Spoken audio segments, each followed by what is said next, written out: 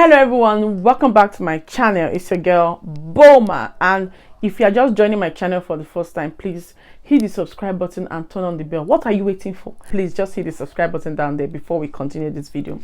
So guys, on today's video, it's no news that a lot of people in the United Kingdom right now are leaving the United Kingdom to go to Canada. Yes, so you heard me right. A lot of our Jackparians, people that have jackpot to the UK, are actually jackpotting out again into Canada or Australia or other countries, but mainly Canada, because a lot of people around me who have actually moved from the UK have actually moved to Canada. So I'll be talking about the UK and Canada today. And if you want to see my humble opinion on why I feel people are relocating down to Canada from the UK, I will leave a link to my video up here or in the description box. You can click the link to that video and go and watch that particular video on my humble opinion why I feel a lot of people are leaving the UK right now to Canada. So if you have any other thing to actually drop, or any other reason you feel people might be wanting to leave, you can actually drop it in the comment section on that video or on this video, whichever one. Just drop it in the comment section. Let me know why you feel a lot of people who have migrated to the UK are actually now migrating out of the UK to Canada. So I would like to also hear your own opinion on this, or I would like to also hear your own reason if you're one of those people who actually want to migrate out of the UK to Canada. I would like to also hear your own opinion on why you want to migrate out of the UK to Canada. So in this video, we are going to be analyzing something. I'm going to call it the 7-7. Let's just give it a name. It's going to be called the 7-7, but I'm going to be reading it from my phone because there's something like a sandfly disturbing me. So I'm going to be reading from my phone because I don't want to make mistakes, because I actually drafted this out so that I explain better to you guys. So we're going to be analyzing it, and this video is for those of you who are actually confused as at whether to move to Canada or to remain in the United Kingdom.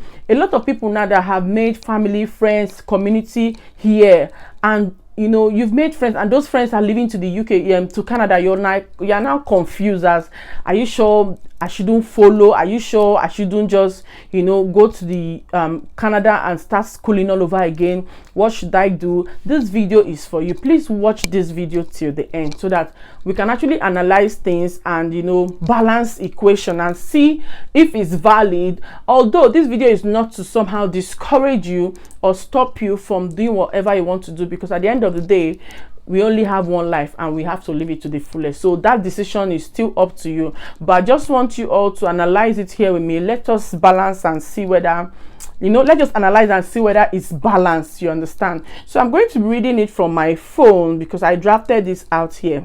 So let us say we have the study visa in the UK, which allows you for 1 year masters, depending on which you want, because we also have the 2 years masters, but a lot of people come in for the 1 year masters. Me, I did 2 years, you understand, because I didn't want to just come in and be done immediately. I wanted to know what my plan was and all that. So let's say you have 1 year masters in the UK, and attached to this is a 2 years post-study, which is not a do or die affair. If you get a job immediately after school, I mean a job with a sponsorship, after your 1 year masters, you're going to get a 5 years skilled worker visa, which is the tier 2 visa. Now, after that tier 2 visa, you're going to get what we call the IRL. In Canada, it's equivalent to the PR, and that IRL is going to be for 1 year, which is 24 months, and on the after that you get your settlement. So let's also look into the one in Canada. Now let's assume you're going to study in Canada, and as a student in Canada, you are only going to get the 2 years post-study if you do a 2 years course. That's if your master's is not 2 years, they will give you 1 year. If you do 1 year master's, you get 1 year post-study. If you do 2 years program, you get 2 years post-study, and you need to have stayed in the country for up to 4 years or 3 years before you can get your PR. So let's say you get into Canada now and you do a 2 years masters. Now you'll be given a 2 years post-study, so that makes it 4 years. So once you're given the 4 years post-study, you've automatically stayed in the country for 4 years and you're eligible for the permanent residency, which is for another 3 years. Now, after that 3 years PR, you're going to get your settlement.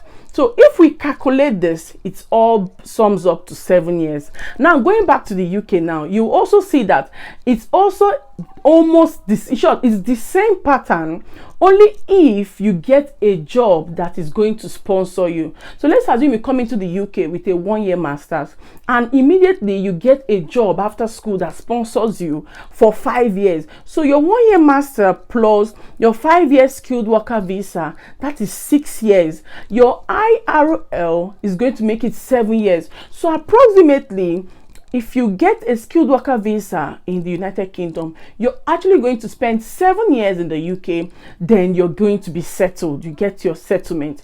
The same goes for Canada. If you do 2 years master's, 2 years post-study, which is 4 years, you now do your PR, which is 3 years. That is 7 years before you get your settlement. So the reason why I'm bringing on this video here is for a lot of people. I see a lot of confusion. Like, I've been in so many conversations where people are discussing, maybe in church or somewhere, where they are discussing whether it is valid to travel, should they make that move. Some people are even saving up money to go and start schooling all over again. So in my head, I'm like, wait a minute, you know, sometimes we don't really do a lot of research, especially we Africans. We don't do a lot of research. We just want to, you know, because people say it's better there, let us go here. Anywhere we belly face ahead. Some of us are like that. Anywhere belly face, that's where we actually find ourselves. Sure, you understand? So in my mind, I'm like, we need to settle down. Like, can we just do the calculation and see how this merges up? And to be sincere, if I get a job, like, to be sincere, I'm in those category of people who, after the UK started changing their laws, you know, their laws are always doing like this. So after they started changing their laws, I'm in one of those category of people that decided that, in short, I'm done. I want to apply for study in Canada and I'm leaving. But on a second thought, I was like, but if I get a job that's sponsoring me, would there be any need to leave? Do you understand? So calculating it now, you can now see that if you put in effort into looking for a job that's going to give you your 5-year sponsorship, automatically the 7 years you spend in Canada to get settled is the same 7 years you're spending in the UK to get settled. So why not? If not, unless of course you want to use the permanent residency, which is the PR, the one where you write your IELTS, the express entry, you want to use that to migrate. So you're migrating into the country already as a permanent resident. This video is not for those category of people, but if you say you want to go and study all over again, this video is for you. So I really want us to just do the math, analyze it, and you guys tell me what you think in the comment section. Is it valid? Is it worth it? What do you guys think? I really want us to discuss, because a lot of people want to know. A lot of people are confused in the UK right now. A lot of people are, I won't say confused, they are like worried, like hope will get a job, hope things don't change after a while. So people really need to hear what others have to say. So if you have something to say about this, or you think them relocating is still valid, whether or not it's the same 7 years, whether you feel like starting over all over in Canada as a student is still valid, please let me know your reasons in the comment section, because I'm open to learning and I want to really know what you all think. So you have to weigh your options. I've just done the analysis here, so you have to weigh your options and or actually pick wisely. So I'm open to learning also, and I want to know what you guys think. So drop your opinions, drop your own suggestions in the comment section, and let me all know what you think. If relocating out of the UK to Canada is valid through the study route, or if you feel if you can get a job which will sponsor you for 5 years, then you don't need to leave. So just let me know. Let's just discuss. Let's have fun on this topic. Let's just discuss and tell me what you think. We will be in the comment section, and I'll be, you know, reading up your comments and what you all think about it. So guys, that'll be the end of this video. I hope you all enjoyed watching. Please make wise and smart decisions when relocating out of the United Kingdom. This is for those that are already here in the United Kingdom. Make wise decisions, and also I think you should also pray about it. See, there are some places you go to, favor will follow you. Some places you go to, you will not find favor. So at the long run, let's all put our faith in God and let God direct us. So guys, let us drop our suggestions in the comment section. Tell me what you think.